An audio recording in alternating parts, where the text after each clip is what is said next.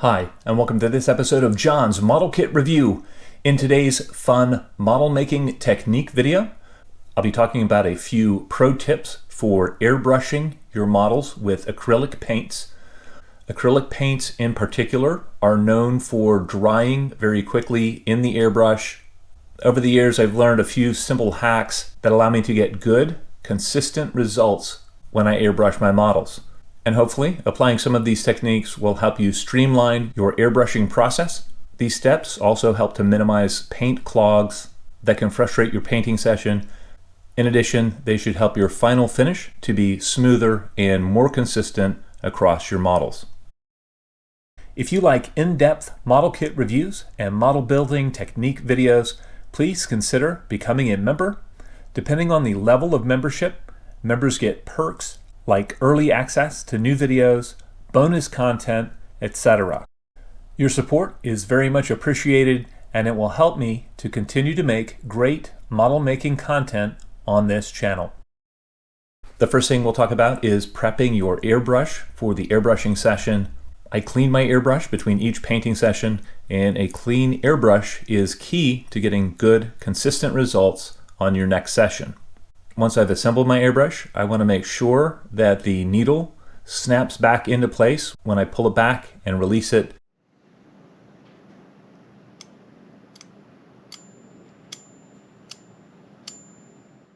That means I have good action on the needle and that there is no paint residue stopping the needle from moving back and forth. This is critical if you're using a dual action airbrush. The next thing I do to prepare the airbrush itself is to apply a few drops of thinner into the paint pickup hole. It allows the airbrush to pick up the paint faster. It also keeps the paint that you're drawing in at first from drying inside the nozzle and in the tip. One other item I'll touch on as far as airbrush prep, I always have several clean cotton swabs. These are called Q-tips in some areas. They're also called cotton buds in other areas.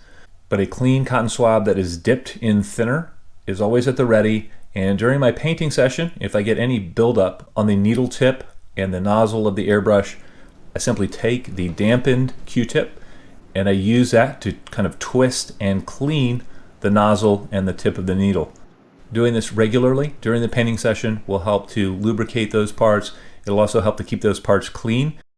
Once I clean the tip of the airbrush, I spray for a few seconds to make sure any thinner is blown out of the tip of the airbrush before going back to the model and continuing my airbrush session.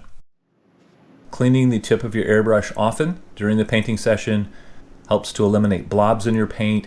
It also helps to eliminate blockages in the airbrush itself. To prepare the mixing cup itself, before I add the paint, I actually drop in several drops of the thinner. I also drop this down the pickup tube. This ensures that I don't get any unthinned paint into the mixing tube that can gum up the airbrush. The next thing we'll talk about is prepping the paint for the airbrush session. And the first thing I do is take my color and I shake it vigorously for several minutes to make sure that it is thoroughly mixed in the bottle. The next step is a little bit counterintuitive. I take the freshly shaken bottle and I set it aside for several minutes before putting that into the paint cup for the airbrush. What this does is it allows any solids that have been stirred up in the shaking process to settle back down to the bottom.